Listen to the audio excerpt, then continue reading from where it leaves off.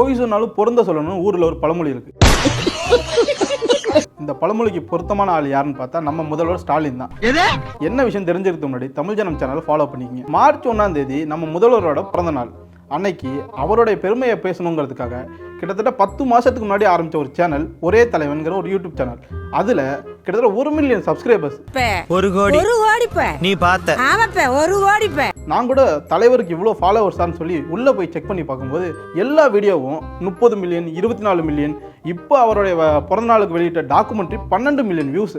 அந்த டாக்குமெண்ட்ரியை கிளிக் பண்ணி பார்த்தா உள்ள கமல்ல ஆரம்பிச்சு ரஜினி இந்த மாதிரி பல பேர், ஏன் முதல்வரோட ஃபோட்டோகிராஃபர் என்றாம் வரைக்கும் எல்லாரும் பேசியிருக்காங்க. சரி 12 மில்லியன் வியூஸ் போயிருக்கு அப்படின்னு கொஞ்சம் கீழே பார்த்தா வெறும் 700 லைக்கு, வெறும் 240 கமெண்ட்ஸ் தான். அப்புறம் தான் தெரிஞ்சது மொத்த சேனலுமே பெய்டு ப்ரமோஷன்னு. பரவாயில்ல, அவர் வீட்டு காசாக இருந்தால் தானே கவலை பண்ணோம், மக்கள் காசு தானே, எப்படி வேணால் செலவு பண்ணி எவ்வளோ வியூஸ் வேணால் ஏற்றலாங்கிற மாதிரி தான் நெட்டிசன்கள் கலாச்சிட்டு இருக்காங்க.